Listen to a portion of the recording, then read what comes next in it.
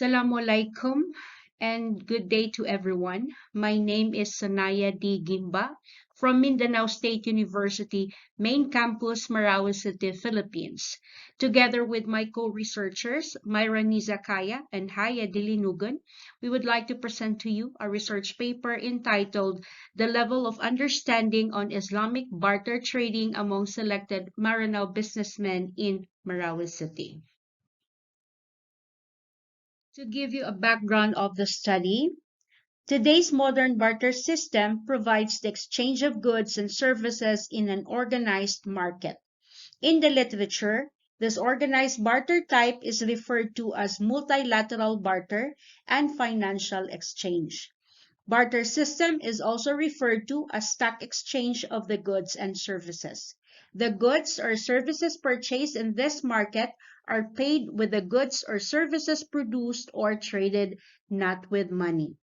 Bartering serves as a financial tool enabling firms to acquire necessary goods and services while also functioning as a trading method for selling the goods and services they produce. Trade has always been a key factor driving business activities in Islamic states throughout history. The primary assets involved in trade were food commodities, including grain, dates, and salt.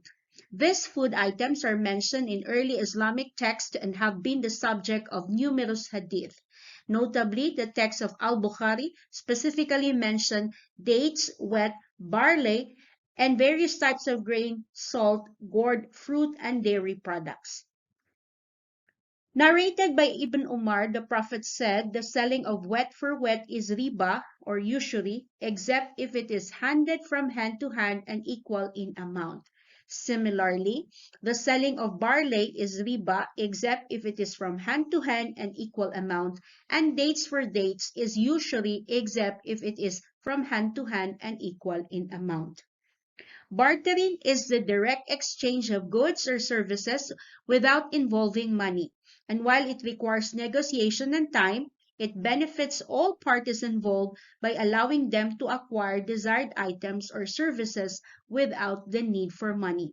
In earlier times, before modern financial systems, bartering served as a practical solution for trade and was governed by specific rules outlined in Islamic Sharia to ensure lawful transactions.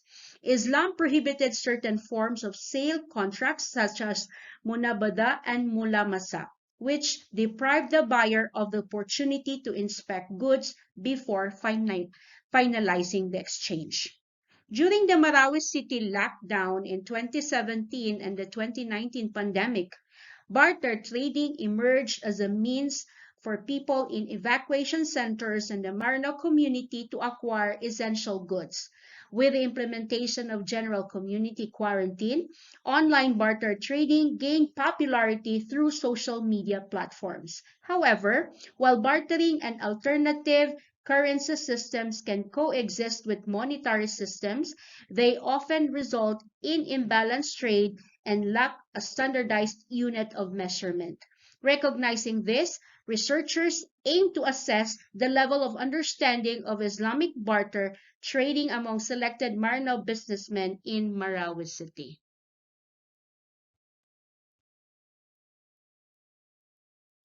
It is the objective of the study to describe the demographical profile of the respondents in terms of their age, gender, civil status, educational attainment, type of business, and products being bartered. It is also the objective of the study to determine the level of understanding of the respondents in terms of ruling in Islamic trading, value of an item being bartered, and goods to be bartered. To identify also the issues and challenges encountered by the Maranao businessmen in doing barter, and to ascertain strategies or solutions to the issues and challenges encountered by the businessmen in doing barter, and how to promote understanding about barter trading.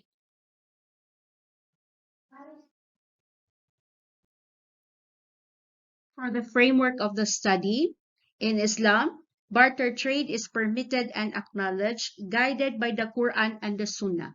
Islamic teaching strongly condemns dishonesty and deception in business transactions and emphasizes the importance of honesty and fairness. Traders are instructed to avoid exchanging defective goods for good ones and are obligated to disclose any defects in the goods being sold.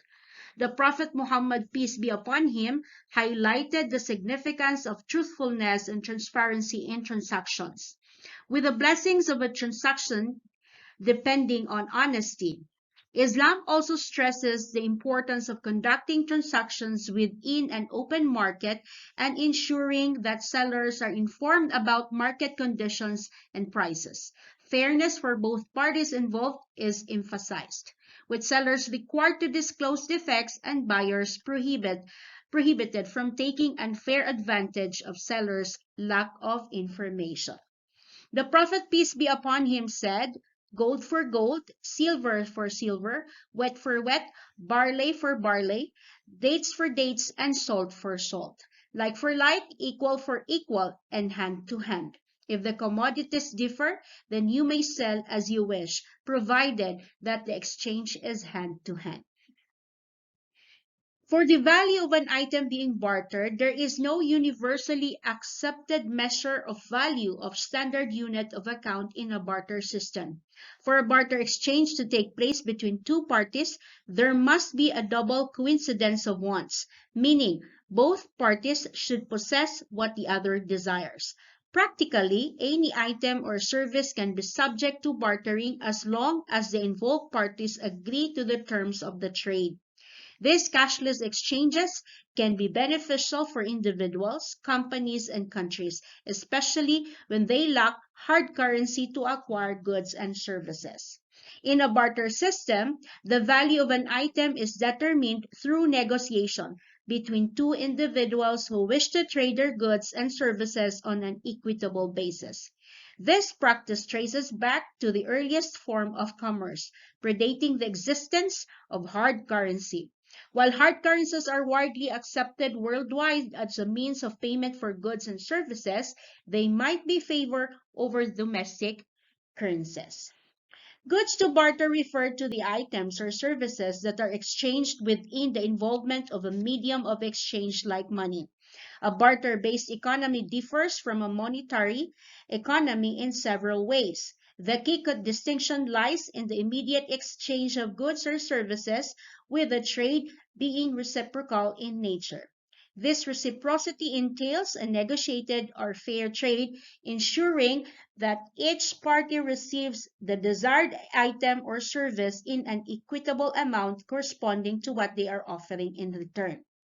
Bartering enables individuals to trade their underutilized possessions for items they need, while keeping their cash reserves available for expenses that cannot be met through bartering, such as mortgage payments, medical bills, and utilities. On matters of issues in barter trading, business location has been identified. Barter exchanges can be found both online and offline, catering to different preferences. In direct bartering, the location of the business becomes relevant when a trader has identified a specific company that is open to bartering and possesses the desired items or services. However, if such a direct arrangement is not feasible, or if one seeks multiple barter contracts, a barter exchange becomes an ideal option. Now, these exchanges provide a service that assists individuals in finding the items or services they are seeking and operate through currency exchange.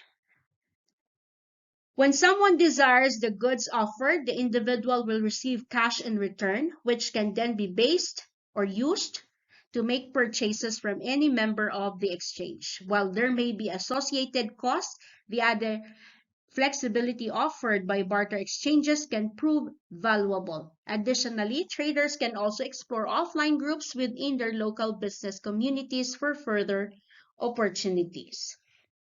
Another issue is on the religion. Religion can have a notable impact on barter trade, particularly through its network effect. These effects arise when individuals who share the same religious beliefs, even if they reside in different countries, establish networks of trust and familiarity. These networks, in turn, facilitate intricate international economic transactions. Trading behavior can be influenced by religious beliefs as they often entail shared values among individuals who adhere to the same faith. When trading partners share a common religion, it can enhance trust and diminish transactions or cost. Each religion possesses its own distinct ethical stance towards trading. While some religions view trade as a necessity, others consider it a means of creating value. And then we have communication. Effective communication is a crucial element in the process of bartering goods and services. It is important to engage in conversation with the personnel of the other company to establish their legitimacy. During this discussion, factors such as quality, delivery, and accessibility should be addressed. It is equally important to be prepared to respond to their inquiries. The goal is to reach a mutually beneficial exchange that feels fair to both parties. It is advisable to avoid entering into a deal that heavily favors one side, as this can lead to feelings of indebtedness or resentment from the other business in the future.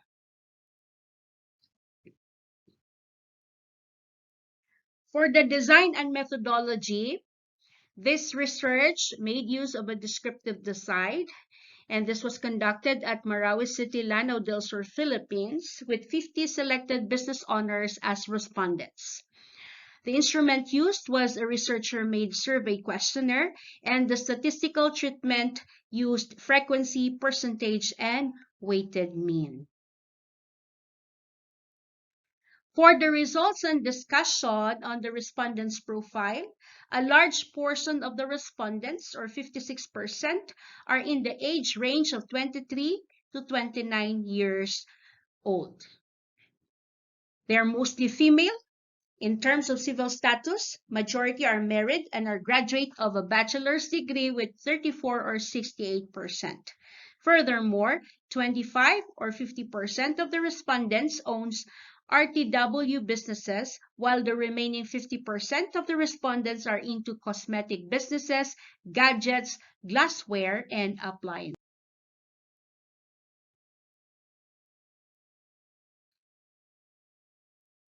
With regards to the level of understanding on the rulings in Islamic trading, the respondents have fair understanding of the principles and guidelines set forth by Islamic law when it comes to trading and commerce. This includes an understanding on the principles that prohibit activities such as gambling, speculations, and engaging in transactions that involve excessive uncertainty and unfairness. With regards to the level of understanding regarding the value of the items being bartered, the respondents have fair understanding that it is important to maintain equitable value of an item in Islamic barter trading such that exchange of goods and services occurs without involving the use of money. Therefore, it is also becomes crucial to ensure that the items being bartered have equal value to the other party involved in the transaction.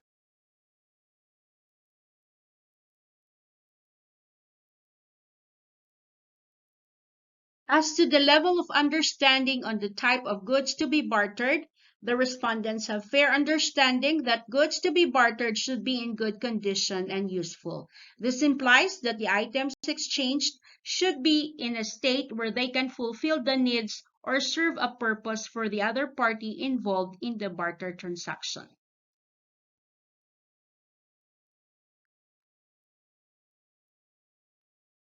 In terms of the issues and challenges encountered by the respondents on Islamic barter trading, respondents have faced difficulties in finding suitable markets for their goods.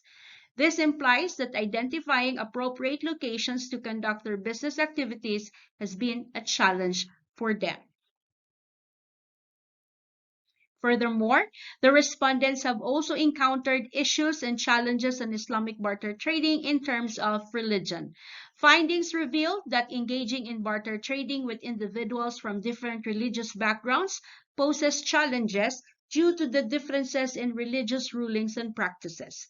This implies that religious considerations can impact the feasibility and smooth execution of barter transactions.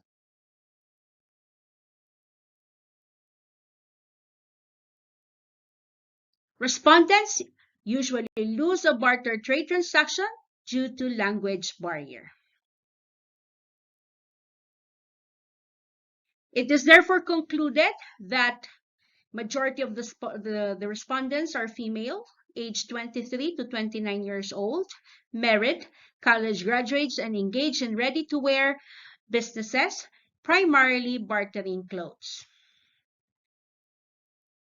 The respondents need to comprehend barter trading with the guidance of Muslim scholars, advocating for equal exchanges and fair treatment of parties involved.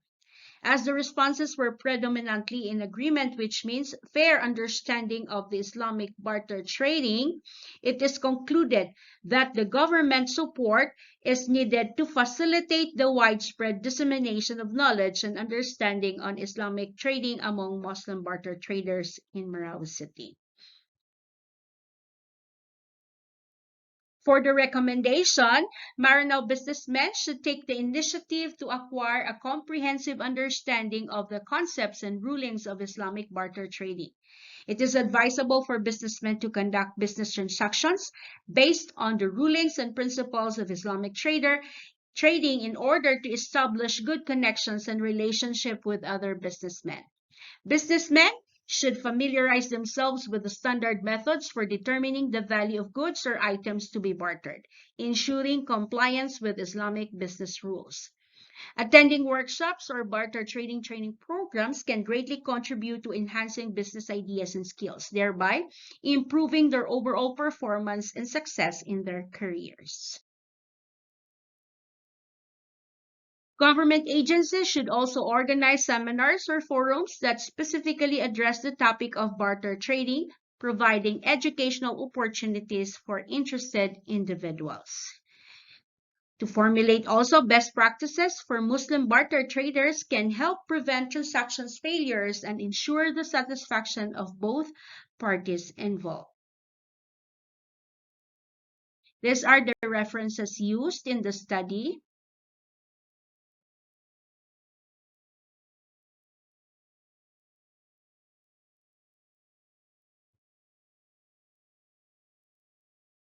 That ends my presentation. Thank you very much and God bless everyone.